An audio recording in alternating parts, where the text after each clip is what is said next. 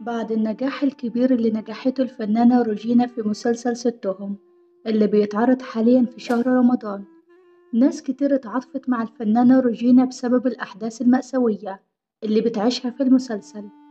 لكن مش هتصدقوا لما أقولكم إن القصة دي قصة حقيقية وحدثت بالفعل على أرض الواقع.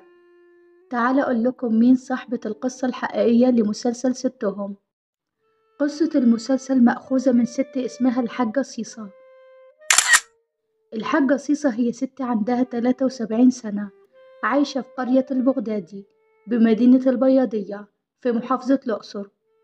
زوجها مات لما كانت حامل في الشهر السادس، وبعد وفاة زوجها تعبت في حياتها جدا وشالت هي كل المسؤولية. وعلشان ما لقيتش شغل مناسب ليها اكمنها ست، وعامة الشغل في الصعيد بيكون محدود بالنسبة للستات، قررت صيصة إنها تتخفى في هيئة راجل وتشتغل شغل الرجالة علشان تصرف على عيالها من غير ما تحتاج لأي حد. وعاشت صيصة سنين وهي متخفية في زي الرجالة وبتشتغل وسطهم، ومفيش أي حد قدر إنه يتعرف عليها ويعرف إنها ست. حتى ملامحها اتغيرت بسبب الشقة والتعب اللي كانت بتعانيه في حياتها، وأصبحت شبه الرجالة بالظبط.